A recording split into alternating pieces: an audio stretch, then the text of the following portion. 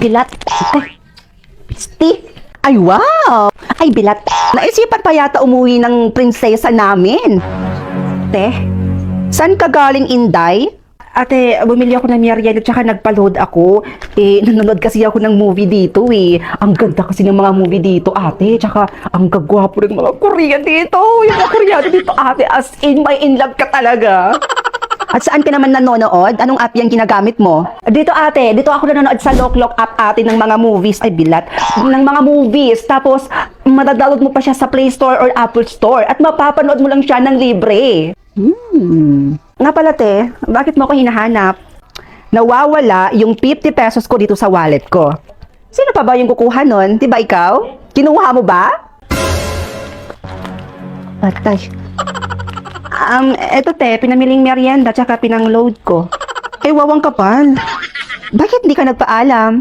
Bakit? Pag naging iba ako sa'yo, bibigyan mo ko? Hindi naman, diba? Damot mo kaya.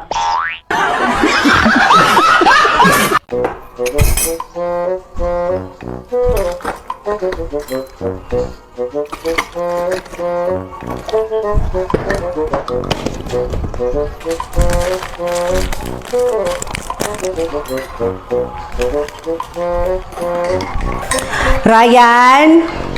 Brian, bumangon ka na dyan. Halika na dito. Magkape na tayo. Hanggat mainit pa tong Labas na dyan.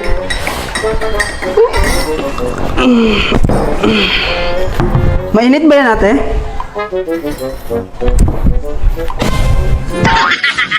Alam mo namang mainit, di ba? Magtatanong-tanong ka pa. Ang aga-aga rin, may painit mo yung ulo ko. Kakasabi ko lang, di ba? Mainit. Bugo ka, ayo ka ba? Nagtatanong lang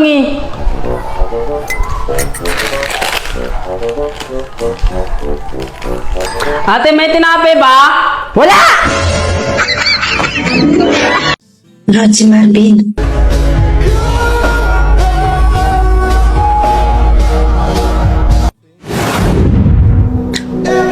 Rods, tingnan mo. Sila na ba yan?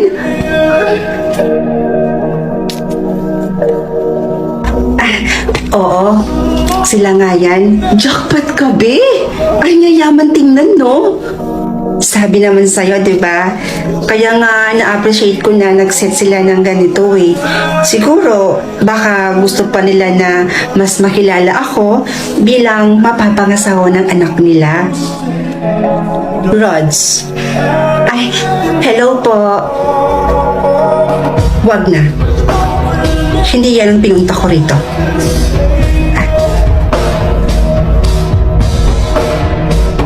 Sino siya? Best friend ko po. Sumama po siya sa akin kasi gusto niya daw ko kayong makilala. Hello po. Pasok na po tayo sa loob. Kami na po bahala sa bill. Kakasahod naman po namin kanina. Hindi na. Hindi na naman ako magtatagal. Umorder na lang kayo ng sa inyo.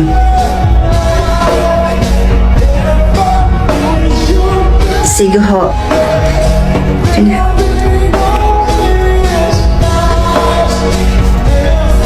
May konti lang naman akong sasabihin tungkol sa anak kong si Marvin.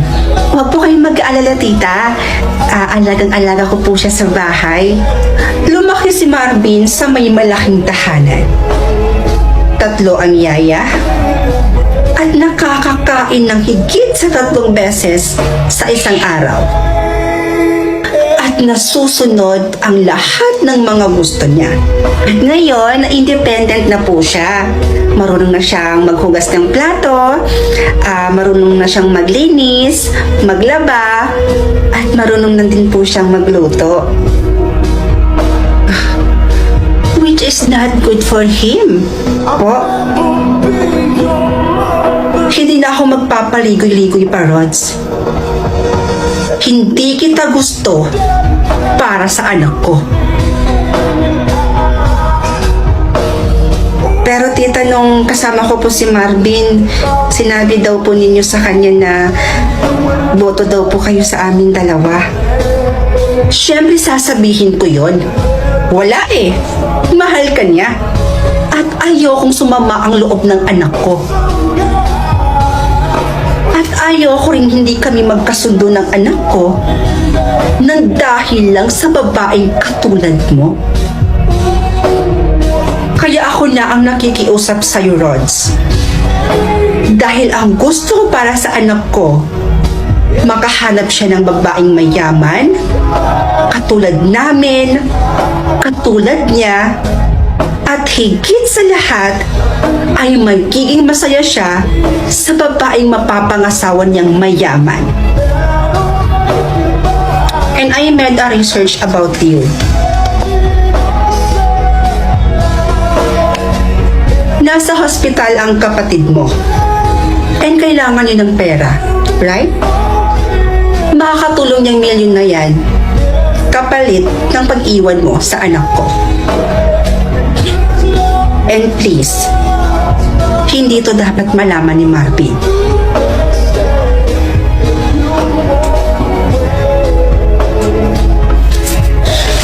O teka, saan ka pupunta? Ibabalik mo yung cheque? O pupunta ka dun sa kapatid mo para bayaran yung bill niya?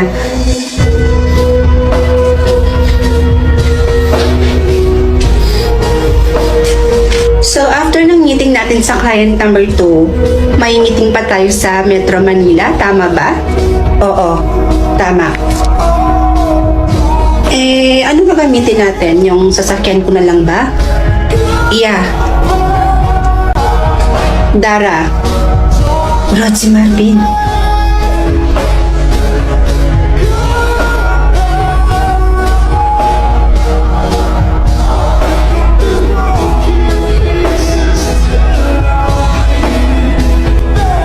Marvin?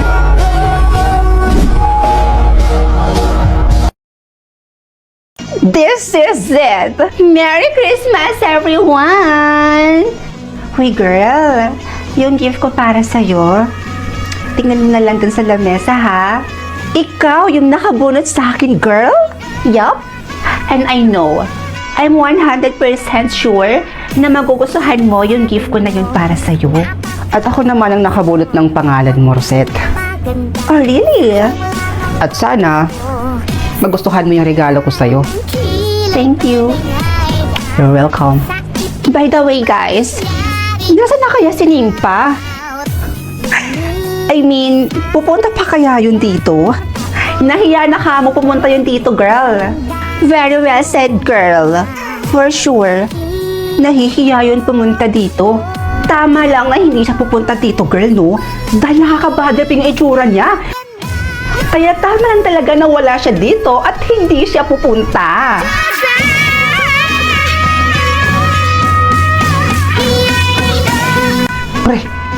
Pre! Tingnan mo si Nimpa, oh.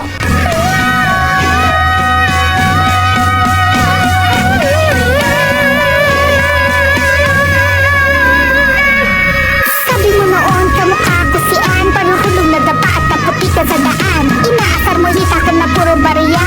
Pwede nang utangan at hulugan pa. Pero ba't ngayon ay nabibihani? Gusto na akong kaibiganin na ikaw ay makapit. Uy, pre! Yung laway mo tumutulo. Na malas. Merry Christmas, classmates! Nimpa? The one and only. Nimpa Bercasio. In short, ang iyong bangungot. Pumunta ka ba ng albularyo para ipaayos yung pagbumukha mo? Oo nga. Anong ginawa mo? Gumamit ka ba ng black magic? Girls, chill! Pwede ba? Kakarating ko lang. Sa takot niyong malamangan kayo, ang dami niya nang sinasabi. At pumuputok na kagad yung mga butsi ninyo. Whatever. You know what, Nimpa? Kahit anong ayos mo pa dyan sa pagmumukha mo, cheap ka pa din. At yung suot mong yan, for sure, sa okay-okay mo lang yan binili. You're right, girl. Dahil alam naman natin na hindi kayang ma-afford ni Nimpa yung mga ganitong klaseng suot sa atin. Dahil mahirap lang siya. You're right, Patricia. Tama naman kayo. Hindi kami mayaman. Dahil mahirap nga lang talaga kami. At hindi ko yun ikinakahiya, Rosette. Pero alam mo, Rosette, nagagandahan din talaga ako sa'yo. Oo, ang ganda-ganda mo. Kaso nga lang, aanhin mo naman yung kagandahan kung wala naman laman yung utak. In short, boba. Oh, aray ko! Pakak! At isa pa, aanhin mo ang mala Barbie mong kagandahan kung mala plastic naman ang pag-uugali. How dare you? Mag-ingat-ingat ka dyan, Patricia, kay Rosette. Dahil hindi mo namamalayan, tinutuklaw ka na pala ng kaibigan mo na to. Dahil base sa nalaman ko, kinakaibigan ka lang naman itong si Rosette dahil napapakinabangan ka niya. Dahil napapakopya mo siya. Tinutulungan mo siya sa mga activities natin dito sa school. That's why, kinakaibigan ka niya. In short, pinaplastic ka lang ng babaeng ito. Girl, don't tell me na totoo yung sinasabi ng nimpa na yan.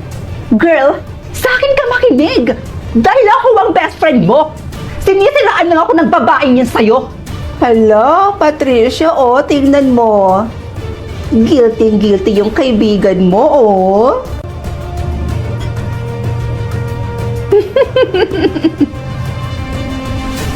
Guilty yarn. You know what, Nimpa? Kapag hindi ka pala nahimik dyan, babasagin ko yung pagmumukha mo! Oo. Chill ka lang. Ito namang aso na to, tumatahol na naman. Pinipikon mo talaga ako, ah! Walang iya ka?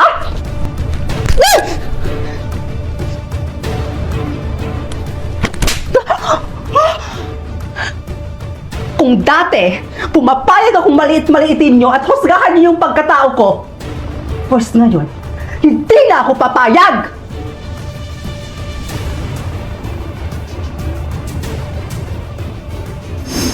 Patricia, hawakan mo nga yung babaeng yan. Hawakan mo.